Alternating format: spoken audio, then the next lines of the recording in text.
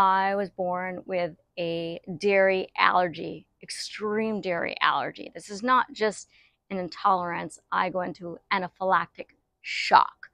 And so one of the first things that happens when I have dairy of any kind, whether it's milk or yogurt or butter or cream, anything that has dairy in it, even like a protein powder that has a little bit of dairy in it, the first thing that happens is my throat starts to close up. It feels like it's got hives and the hives are closing up, and I feel like I have a fever. I start like getting really hot, and then I start producing phlegm in the back of my throat. Just thinking about it makes me want to and my stomach starts to hurt, and my whole body just starts to ache. I feel so awful, and then I just want to go and spit up. And like I'll usually go to the bathroom and rinse my mouth and just start spitting. And then what happens is if I have a little more than just a drop, I'll end up throwing up profusely.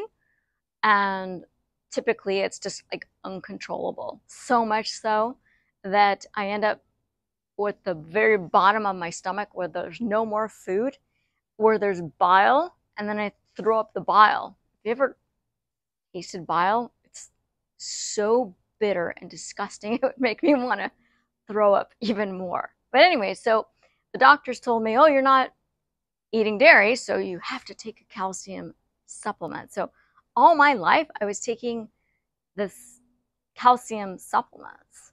So that's why I was taking the calcium supplement, even though I didn't need it. When I transitioned to a vegan diet, I was kind of worried. I heard all this stuff that we're going to be deficient, we're going to have all these problems. And so I started reading a bunch of books and watching videos and everything I could about nutrition and taking classes. And then I was like, I don't need to take calcium anymore. I'm eating greens, I'm eating beans, I'm eating whole food. So I stopped taking the calcium supplement. So I got my calcium rechecked. So it looks like 2024. And my calcium was normal, and I think it was 9.4. Yes. And this was 100% vegan diet and not taking calcium. And what's like cool is that my calcium score went up on a vegan diet. A plant-based vegan diet improved my health drastically. And I've got blood tests to prove it.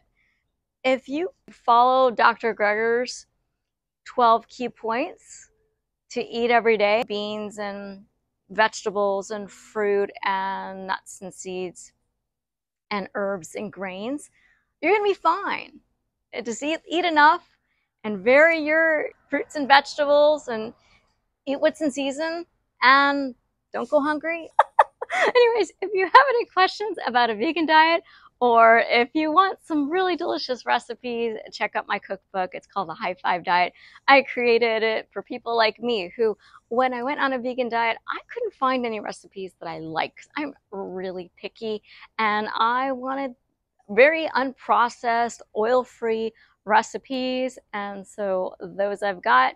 And I talk about my story, my crazy life, and all the things that I had to go through before I got to this point today. So check that out, thehighfivediet.com. And any questions, write to me below.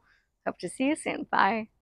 For my favorite low-fat, oil-free, plant-based vegan recipes, order my cookbook with vegan nutrition facts on how to prevent and reverse disease, which chronicles my personal health and weight loss story through my website, thehighfivediet.com.